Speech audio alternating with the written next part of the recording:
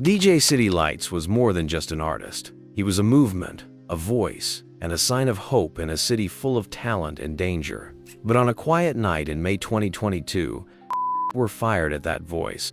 Not a single warning, no sympathy. There was no fairness. What really happened in those last few seconds? Was it just a coincidence? Or was there a message that needed to be heard more than his music? While people cried in the streets and the police did nothing, there were a lot of questions that no one could answer. In 1989, Sandile Makais was born in the middle of Soweto. He grew up in a world full of noise, struggle, and survival. Living in the township was hard, but there was music all around, in the houses, on the streets, and in the people. When he was a kid, Sandile lived in a world full of loud music and even louder dreams. Every part of his life had a beat to it. People in the area knew the Makise family not only because they were from Soweto, but also because they raised a famous person. When Sandile was a teenager, his older brother Linda Makise, who was better known as Pro Kid, was already changing hip-hop in South Africa. Pro Kid's rise to fame gave Soweto a voice and put young Sandile in the front row of the music business. But when Pro Kid suddenly in 2018, there was a very loud silence. The loss for Sandile wasn't just about him, it was also about a big inheritance. People didn't just see him as a sad brother anymore, they saw him as the one who would keep the flame alive. He never talked much about the stress, but it showed in his work, how he walked, and how he moved through the streets of a city that would always remember his last name. Before he became DJ Citi Lyts, Sandile stood quietly in the background and learned how to be a DJ. He started out as a hype man for F-Easy, taking in everything, the crowds, the beats, and the stress. He watched how music could change the mood of a room and how timing could make or break a show, one event at a time. He picked the name DJ Citi Lyts, which means always on and raw, to prove that he was real. Soon, the name spread beyond Soweto because the beats mixed hip-hop and kwaito in a way that only someone from the township could do. DJ Citi Lyts found his groove and got the city to dance to it. He didn't polish his music for the radio or make it more appealing to sponsors. It was real. He knew what to do because he lived on the streets. His songs made clubs really hot, which turned small events into big parties and made his sets famous. People didn't just come to the party, they also came to Citi Lyts. He made a sound that was both familiar and scary. It was based on pain, but was meant to be moved. DJ Citi Lyts wasn't just a name on a flyer in Soweto, he was there. He played where other DJs were afraid to go and lit up rooms that no mainstream DJ would dare enter. His rise made everyone who had been ignored, pushed aside, or forgotten feel like they had won. He claimed the township back in every verse and beat. He showed that all you needed was the right sound to be heard without having to leave the streets. He had it night after night until that sound stopped for good one night. Things changed when DJ Citi Lyts signed with Ambitious Entertainment. What started out as local club gigs quickly became known all over the country. The label put him on bigger stages and gave him access to better sound and a lineup of top artists. He went into the studio with Shava, Empty, and Saudi as an equal, not just a guest.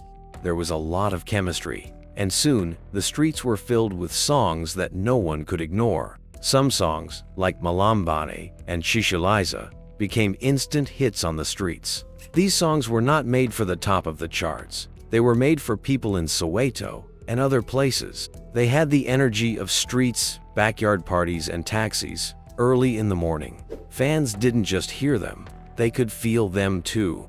DJ Citi Lyts left his mark on every beat. They were rough, sharp, and true to his roots. The louder he got, the more he spoke up for people who were often forgotten. His music did more than just entertain. He used real names, places, and pain to rap and mix songs about working hard, being hungry, being loyal, and being betrayed. People in the township didn't just relate to him, they respected him for telling the truth without any filters. While other people worked on their image, Citi Lyts stayed real and down to earth. He never looked down on the people who raised him. Even as his fame grew, a lot of stars left Soweto for the city. but DJ Citi Lyts stayed put. He went to street events, small venues, and schools in the area. His success didn't make a wall, it made a way through. He showed them what they could become if they stuck to their own sound and were loud. He gave up on Ambi2's entertainment after a while. Something had changed, but he never gave a full reason. People talked about creative control and label politics, but he never confirmed or denied them. It was important that he didn't disappear. He changed. He kept putting out music and staying close with artists who still believed in him, so he wasn't alone. That move took a lot of confidence. He no longer needed a big brand to back him up. His name was well known, and his catalog spoke for itself. He quieted everything down so the music could speak. People still paid attention when it talked. In the clubs, he was always a powerful presence. People loved his live sets because they put them in a trance. Every show was a moment because of his timing, energy, and ability to keep the crowd in line. Young people in Soweto did more than just dance to his music. They also copied his style, walked like him, and sang his lyrics. He changed more than just parties. He changed culture as well.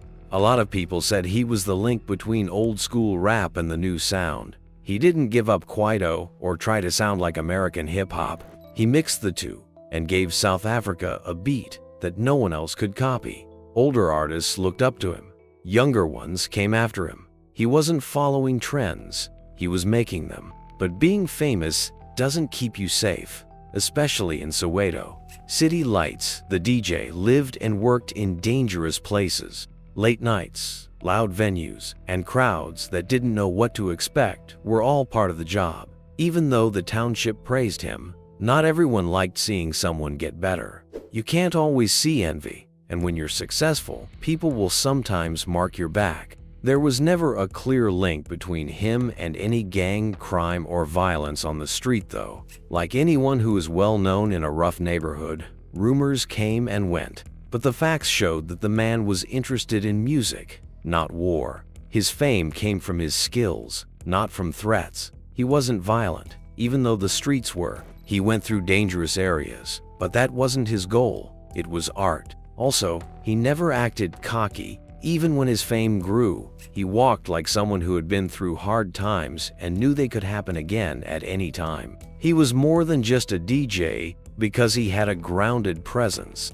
However, symbols can bring unwanted attention to a place. In Soweto, it can be worse to be known than to be unknown. A lot of people loved DJ Citi Lyts, but that love couldn't keep him safe forever.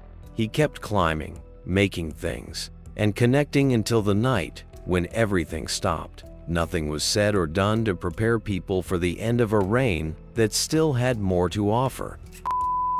Broke the silence in Dubai, Soweto, just after 2 a.m. on May 8, 2022. It's a sound that no one will ever forget. The night DJ Citi Lyts was out with friends should have been just like any other night in the township he lived in. They were talking and laughing on the street without realizing that a silver Volkswagen Polo was coming at them with the intent to kill them. Bullet into the darkness as soon as the car pulled up next to it. The music man, Sandile Makize, was hit several times in the upper body and passed out before anyone could help him. The paramedics got there quickly, but not quickly enough. Police said Sandile was at the scene, which was filled with sirens, flashing lights, and his friends' shocked faces. When he fell, the street corner turned into a scene of chaos. There was on the ground, police lines crossed the road, and people were getting more and more scared. As word of his spread from block to block, shock hit the whole neighborhood. A normal night turned into a terrible tragedy, leaving everyone wondering what went wrong. As the police searched the area for clues, they noticed something right away. His wallet and phone were still on him and hadn't been touched. There were no signs of a fight or theft. It didn't look like a hijacking that went wrong. It looked like it was planned. He was said to have been 8 times online, especially in a post from a user on X. Even though it wasn't confirmed, the number made people wonder if this was a hit meant to send a message. A lot of people in Soweto. There has been a lot of violence in the township for a long time. There have been hijackings, gang fights, and shootouts that were often over territory or revenge. South Africa was one of the places in the world in 2022, with 45 for every 100,000 people. In the same year, 15 people were in a Soweto pub in one night by fire. Even someone who brought happiness through music would always be in danger in this place. The danger caught up with DJ Citi Lyts in the worst way possible. The police confirmed that there was a case going on that same day, but their words didn't help much. No reason was given. Was there anger? A personal fight? Related to gangs? There was no way to be sure. It was even worse when there was silence afterward. By the middle of 2025, no suspects had been named, and no one had been caught. The case quietly added to the long list of that haven't been solved across the country. There were rumors because there were no answers. People were arguing on social media about what really happened for hours after he. Some said it was because of competition from other DJs. Others said it was the politics of the nightlife or old grudges that had never been made public. But it was all just talk. There were no facts, proof, or names. Somebody had to be blamed, but the truth was kept secret by flashing lights and shut mouths. As the dust settled, everyone in Soweto knew what they thought. Another young life had been taken without due process. DJ Citi Lyts did not in battle. A street he knew well was where he. His music used to make people dance there. His wasn't just an attack on one person. It was another reminder that fame doesn't protect you in a city full of angry people with. That night's events still have no ending. The beat he gave Soweto will stay silent until someone speaks up. It was cut short by bullets and unanswered questions. Every phone screen in Soweto showed the same terrible news story before the sun rose the next morning. People all over the world quickly learned that DJ Citi Lyts was no longer present through tweets, voice notes, and important calls. Hashtags that included his name became very popular across the country and kept growing like a fever that no one could stop. The video of the breaking news was shared many times, and each time it sounded more fake than the last. South Africa was filled with shock and a loud silence that makes a whole city hold its breath. The next people to speak were celebrities. Their words were like glass breaking. They were sharp, sudden, and impossible to ignore. The DJ was shown in black and white by Shava, who promised that justice would be done no matter how long it took. Empty sent a bunch of angry messages in which he asked how many more voices had to be shut down before the streets felt safe. DJs in the area stopped what they were doing that night to play his songs and ask people to raise their lighters and fists for a brother who had. The demand was always the same: someone needs to answer for those bullets. The Makaise family felt like history had punched a new hole in their heart, which had just begun to heal. They had buried Prokid 4 years before, and now they had another son in a mortuary who had been in the same way. As Sandile's mother moved through the crowded kitchen, she touched framed pictures as if they could talk back. In waves, family members came with food that no one could taste and prayers that filled the air. Grief sat on every chair and filled the house with a weight that words couldn't move. Friends also showed up, and their stories were different from the rumors going around outside. People talked about a man who never missed practice, never yelled, and never bragged about being strong on the street. He told young artists that talent shouldn't die because money was tight by giving them extra money for studio time. Each memory chipped away at the rumors that linked him to crime, replacing rumors with the steady truth of real life. They saw him as first humble, then hardworking, and always honest. On the day of the funeral, the roads in Soweto were filled with song and tears. Ukuleleing women danced as the hearse slid past mural-covered walls that used to shake with his beats. Street vendors put down their wares and bowed their heads, and kids climbed up on roofs to get one last look at the family hero. Cross streets were blocked by police, but the crowd kept growing, and the coffin was carried to the church by a living tide. Every step he took forward felt like a steady, sad heartbeat that rang through the township he loved. Inside the packed chapel, sadness and defiant joy were mixed together. When a choir sang his biggest hit at half speed, it turned it from a club hit to a slow cry that made even tough guys wipe their eyes. A short clip of his last performance was shown on a projector, and the cheers from that night could still be heard. Empty got on the mic with a cracked voice and said that the business would never forget who had lifted them first. When the service was over, there was so much applause that the building shook like thunder that wouldn't stop. On the internet, fans kept the vigil going even after the body was buried. He was shown on a lot of grainy videos, spinning records on dusty stages, while fireworks went off above tin roofs, with captions that say, "A real one. Gone too soon." Each person writes on a small tombstone in the online cemetery. Some people changed his songs by adding sirens and heartbeat sounds, which turned them from happy songs to angry songs. Others wrote the open letters and dared them to look at the crying faces of the people who were 8 times. When he Soweto had to take a close look at itself. Even though clubs hired more security, the lines outside seemed shorter, like the night itself had become scared. Young rappers went on trips together and watched themselves in mirrors and corners. This is how they learnt that fame could make a target look as bright as any spotlight. At community meetings, older people asked why talented people kept leaving their streets, while leaders only made promises. Each new story made the wound bigger, showing that the problem was more than just one lost artist. As the months and years went by, the police file got less and less useful. Since no one was arrested, the pain turned into anger at a justice system that only solves about 1 in 8. News outlets stopped calling the family to find out what was going on because there was nothing new to say besides, "Nothing has changed." The township, meanwhile, still had the same question. How could a man who was loved by thousands of people disappear into numbers that no one could explain? Anyone who asks that question in court will always hear the unfinished beat he gave Soweto. It will remind everyone that a song can end, but the silence that follows can be even louder. Even though Sandial Makize never tried to wear his brother's crown, the torch that Pro Kid left behind worked very well in his hands. When he went on stage, he knew that people still wanted the older legend, but he never hid from that shadow. Instead, he bent the flame and twisted it into new sound shapes that were both strangely familiar and strangely new.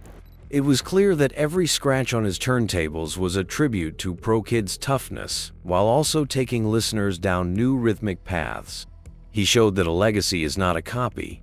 It is a living thing that can grow wings and teeth if it is brave enough. DJ Citi Lyts was more than just fun for the kids on the dusty corners. He showed them that a street dream could come true. They paid attention to every pause, smile, and bounce of the beat in his swagger, just like younger players pay attention to more experienced fighters. When news cameras said that Soweto had no laws, his voice shook the windows of taxis with its bass.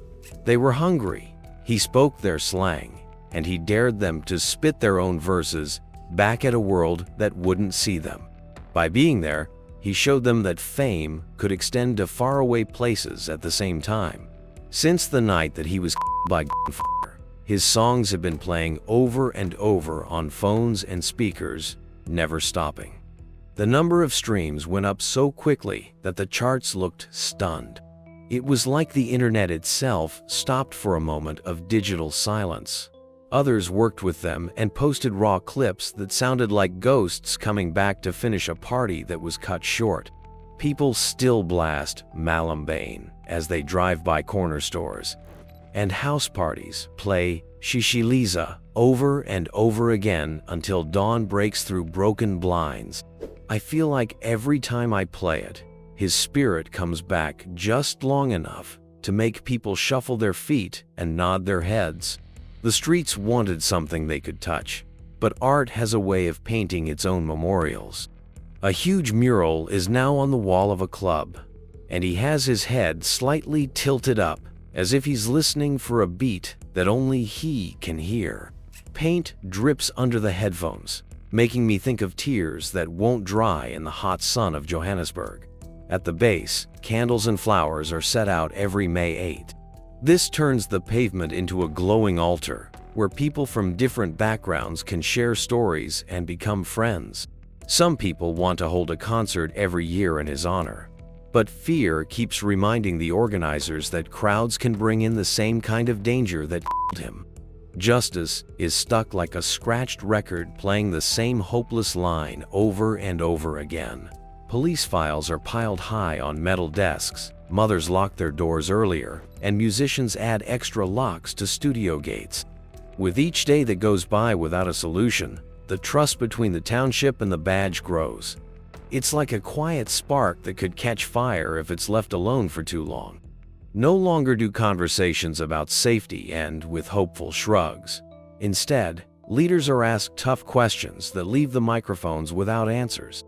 There isn't much truth out there, so rumors grow like weeds and any hope that will ever be tried by a judge. Soweto's grief, which at first felt like a grenade blast, has turned into a low, never-ending hum.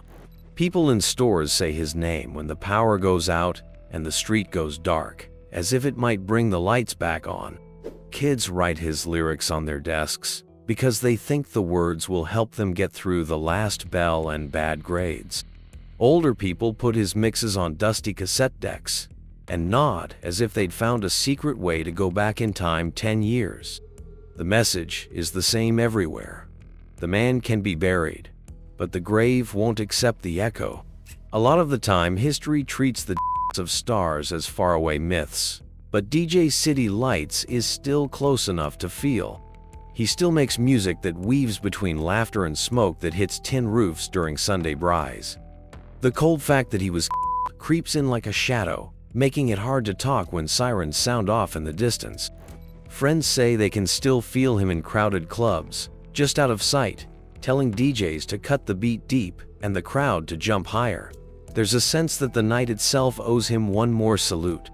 In real life, he gave people in Soweto a reason to dance, bringing rhythm to streets where sadness used to pool up to the ankles. In his he shines a harsh light on a country that is still fighting with and old grudges, daring it to pick music over violence. With each shot that goes off, the question stays alive. How can we protect the people who make music before silence wins?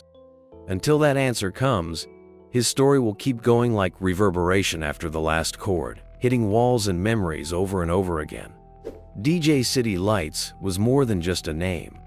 He was a sound, a way of life, and now a sound that can still be heard. If you enjoyed this video, don't forget to like and subscribe. See you in the next video.